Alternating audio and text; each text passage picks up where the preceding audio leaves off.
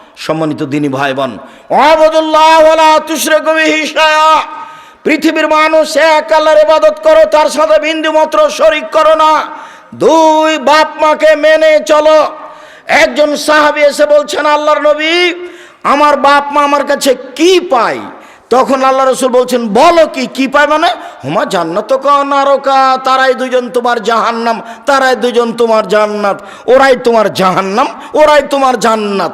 বাপ মা তোমার জাহান্নাম, বাপ মা তোমার জান্নাত। খুব হিসাব করে বাপ মায়ের সাথে কথা বলবেন, কোনোদিন জোরে কথা বলবেন না, ঝাঁকি দিয়ে কথা বলবেন না। মরার পরে অনেক স্বাদ হবে মায়ের সাথে ভালো আচরণ করার, কিন্তু আর মাকে ফেরত পাওয়া যাবে না। বাপের মরার পরে অনেক স্বাদ হবে তার সাথে ভালো আচরণ করার, কিন্তু মরার পরে আর স্বাদ হবে না। আমার একটা পরামর্শ আছে, সালাম ফেরার পূর্বে একটা দোয়া পড়ার, বলেন তো কি? রব্বির হামহুমা কামা রাব্বায়ানি সাগীরা, একটু পালন করবেন। আর একটা পরামর্শ আছে, এইটা যেন ঠিক মতো বলতে পারি, তার জন্য কি? 2 রাকাত সালাত। আব্দুল্লাহ বক্তব্যের এক পর্যায়ে বলছিল শেষের দিকে, প্রত্যেকটা কাজের জন্য 2 রাকাত সালাত, বিপদের জন্য 2 রাকাত সালাত, কিছু চাইবেন তার জন্য 2 রাকাত সালাত, কোনো বিপদে পড়েছেন তার জন্য 2 রাকাত সালাত, সমস্যা তার জন্য 2 রাকাত সালাত, সব জায়গাতে 2 রাকাত সালাত দিয়ে কাজ।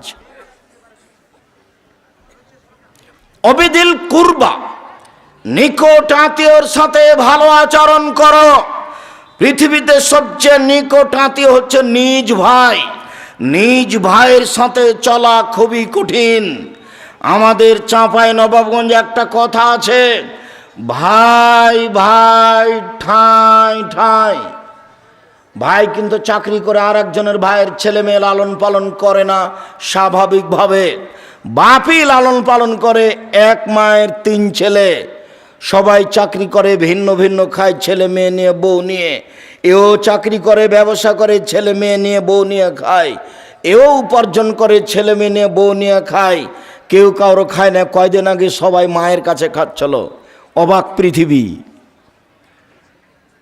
এখানে সমস্যা আছে, জমি ভাগ নিয়ে, জিনিস ভাগ নিয়ে।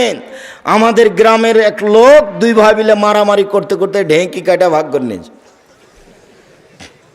ঢেঁকি কেটা ভাগ করে নিয়েছে, তো কি হবে? এটাতে দুজনই ঠান্ডা, দুইজনের বউ ঠান্ডা, দুইজনের সাথে চলা খুব কঠিন।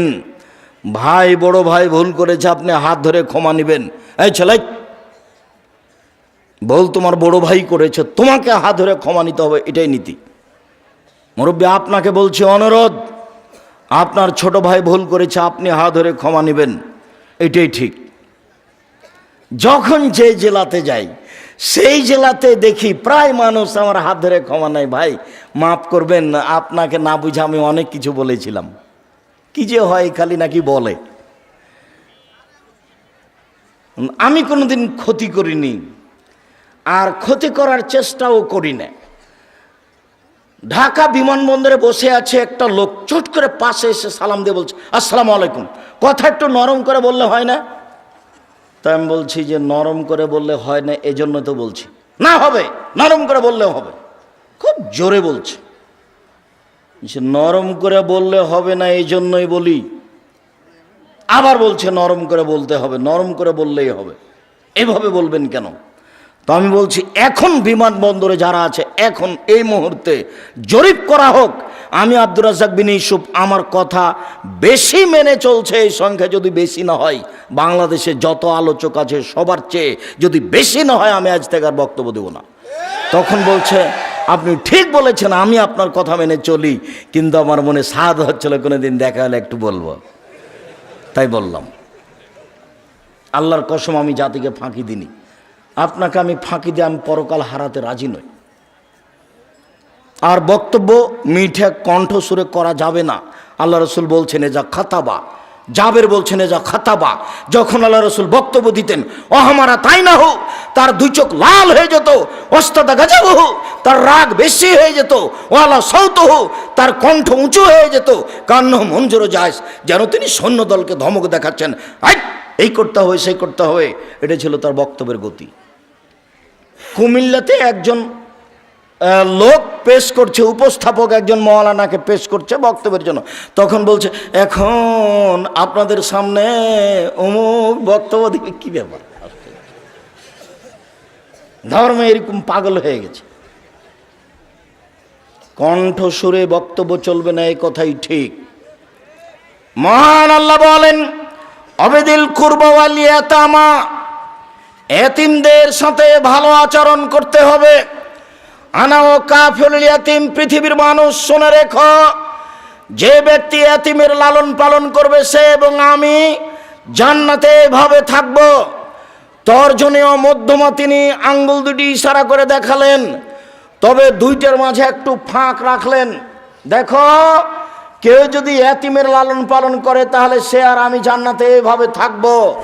তখন একটু দুইটার মাঝে ফাঁক রাখলেন, তবে তিনি বললেন কেউ যদি দুইটা মেয়ের বেটির লালন পালন করে, দুইটা বেটি লালন পালন করে বিবাহ দিয়ে দেয়, আমি মুহাম্মদ সাল্লাল্লাহু আলাইহি সাল্লাম এবং সে ব্যক্তি জান্নাতে থাকবো এইভাবে।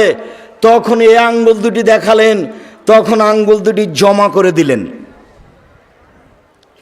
এবার বলেন তো, এতিম লালন পালনের চেয়ে বেশি নেকি আছে কি করলে? মেয়ে লালন পালন করলে। 10টা বেটাকে মাস্টার ডিগ্রি পাস করালে এক নেকি হবে, এই কথা মুহাম্মদ সাল্লাল্লাহু আলাইহি সাল্লাম বলেননি। শিক্ষা দিয়ে নিজেকে বাঁচালছেন। অবেদিল কুরবা ওয়াল ইয়াতামা ওয়াল মাসাকিন, মিসকিন ফকির মিসকিনের সাথে সদাচরণ করতে হবে। অল জারিদিল কুরবা ওয়াল জারিল জুনুব, যারা নিকট প্রতিবেশী যারা দূর প্রতিবেশী তাদের সাথে ভালো আচরণ করতে হবে। আবু হুরায়রা রাদিয়াল্লাহু তাআলা আনহু বলেন, এক খেয়ালে চেয়ে থাকবে, এই চালাই ঘুমাচ্ছ নাকি? অল্প সময়ের মধ্যে আমরা শেষের দিকে চলে আসছে, আপনি অপেক্ষা করুন। রাসূল সাল্লাল্লাহু আলাইহি সাল্লাম বলেন, যে তার প্রতিবেশীকে কষ্ট দেয় সে জান্নাতে যাবে না। আবু হুরায়রা রাদিয়াল্লাহু তাআলা আনহু বলেন, রাসূল সাল্লাল্লাহু আলাইহি সাল্লাম বললেন, আল্লাহ লা ইউমিনু, আল্লাহর কসম সে ব্যক্তি মুমিন নয়, আল্লাহর কসম সে ব্যক্তি মুমিন নয়, আল্লাহর কসম সে ব্যক্তি মুমিন নয়। বলা হলো আল্লাহর নবী কে মুমিন নয়? তখন আল্লাহর নবী বললেন, মাল্লা ইয়ামান জারুহু বাওয়াইকাহু, যে তার প্রতিবেশীকে কষ্ট দেয় সে মুমিন নয়। আবু হুরায়রা রাদিয়াল্লাহু তাআলা আনহু বলেন, রাসূল সাল্লাল্লাহু আলাইহি ওয়াসাল্লাম বলেছেন, মান কানা ইউমিনু বিল্লাহি ওয়াল ইয়াউমিল আখির, যে আল্লাহকে বিশ্বাস করে পরকালকে বিশ্বাস করে সেই জন্য প্রতিবেশীকে কষ্ট না দেয়। যে আল্লাহকে বিশ্বাস করে পরকালকে বিশ্বাস করে সে যেন প্রতিবেশীকে কষ্ট না দেয়। আবু হুরায়রা রাদিয়াল্লাহু তাআলা আনহু বলেন, রাসূল সাল্লাল্লাহু আলাইহি সাল্লাম বলেছেন, আউয়ালু খাসমাইনি ইয়াউমাল কিয়ামাহ জারান, বিচারের মাঠে প্রথম বিচার হবে দুই প্রতিবেশীর। আব্দুর রাজ্জাক সাহেব থামেন, আপনি একদিন বলেছিলেন সর্বপ্রথম বিচার হবে নামাজের সলাতের, আজকে বলছেন সর্বপ্রথম বিচার হবে প্রতিবেশীর। জি, আল্লাহর হকে সর্বপ্রথম বিচার হবে সলাতের নামাজের, তবে মানুষের অধিকারে হকে সর্বপ্রথম বিচার হবে প্রতিবেশীর। একজন লোক এসে বলছে, আল্লাহর নবী আন্নি কাইফালা আলাম, আমি কিভাবে বুঝবো আহসান্ত আসাত, আমি ভালো মানুষ আমি খারাপ মানুষ? আল্লাহর নবী আমি কিভাবে বুঝবো আমি ভালো মানুষ আমি খারাপ মানুষ? আল্লাহর নবী বলছেন, এজা সামেত আমিন জিরানে কায়াকুলুনা আহসান্তা ফাকাদ আহসান্তা, তোমার প্রতিবেশী যখন বলবে তুমি ভালো তখন তুমি ভালো, যখন তোমার প্রতিবেশী বলবে খারাপ তখন তুমি খারাপ। তাহলে বোঝা যাচ্ছে ভালো মন্দ নির্ভর করছে প্রতিবেশীর ওপর। আবু হুরায়রা রাদিয়াল্লাহু তাআলা আনহু বলেন, রাসূল সাল্লাল্লাহু আলাইহি সাল্লামের কাছে আলোচনা করা হলো, ইন্না ফুলানাতান তুযকারু মিন কাসরাতি সালাতিহা সামিআ সাদাকাতিহা, আল্লাহর নবী অমুক মহিলা বেশি বেশি সালাত আদায় করে, বেশি বেশি সিয়াম পালন করে, বেশি বেশি দান খায়রাত করে, গায়রান্নাহা তুদিল জিরানাহা বেসালিল লিসানেহা, তবে সে মুখ দিয়ে প্রতিবেশীকে কষ্ট দেয়। আল্লাহ রাসূল বলেন, হে ফিন্নার, ও জাহান্নামে যাবে। শোনেন, আজ থেকে আর কোনোদিন প্রতিবেশীর সাথে ঝগড়া করবেন না।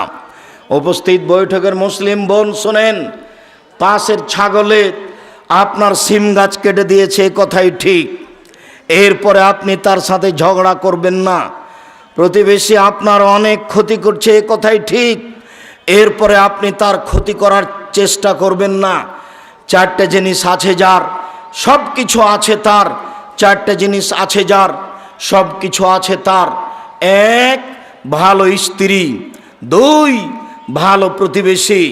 তিন, ভালো গাড়ি। চার, প্রশস্ত ঘর। অন্তত বৈঠকটা যেন প্রশস্ত হয়, 10 জন 12 জন মেহমান বসতে পারে। মর্মে সকল দিনী ভাই বোনকে প্রতিবেশীর সাথে ভালো আচরণ করার জন্য অনুরোধ জানাচ্ছি। অন্যথায় তাহাজ্জুদ পড়ার পরেও জাহান্নামে যেতে হবে। ভালো মানুষ সেই যে প্রতিবেশীর সাথে ভালো আচরণ করতে পারে। সম্মানিত দিনী ভাই বোন, আমরা আপনাদেরকে জরুরি কথা বলার ব্যাপারে বলছি। এই ছেলে থামো, আমি দোয়া পড়ি। মানুষের জীবনে সবচেয়ে জরুরি কাজ 5 ওয়াক্ত সালাত।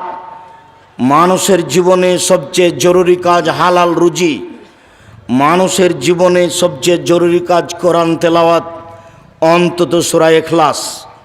সূরা ইখলাস 3 বার পড়লে কি হবে? একবার কোরআন মাজিদ পড়ার সমান নেকি হবে। আপনি ব্যাগ বকচা নেকিতে ভর্তি করে নেন, আল্লাহর অভাব নেই। মুখ বন্ধ করে থেকে কি হবে? 1 মিনিটে 3 বার সূরা ইখলাস পড়লেই একবার কোরআন মাজিদ পড়ার সমান নেকি হবে। আপনি চেষ্টা করুন। সাথে সাথে 2 জন যেখানে বসে আছে সেখানে বসবেন না। ওখানে কারো বদনাম হতে পারে, তার নাম আড্ডা পিটা। দোকানে গিয়ে আড্ডা পিটবেন না, কোথায় গল্পে লিপ্ত হবেন না। ল্যাংটা মেয়ে দেখে চক্ষু ঠান্ডা করবেন না, কলিজা ঠান্ডা করবেন না, পরকাল হারাবে। স্ত্রীর প্রতি শক্ত হবেন, কঠোর হবেন। জরুরি প্রয়োজন ছাড়াও বাড়ির বাইরে যেতে পাবে না। শেষে এসে বলছি, আমার মনে বড় স্বাদ, আমি এদেশের মাটিতে উন্নত মানের প্রতিষ্ঠান গড়ব ইনশাআল্লাহ।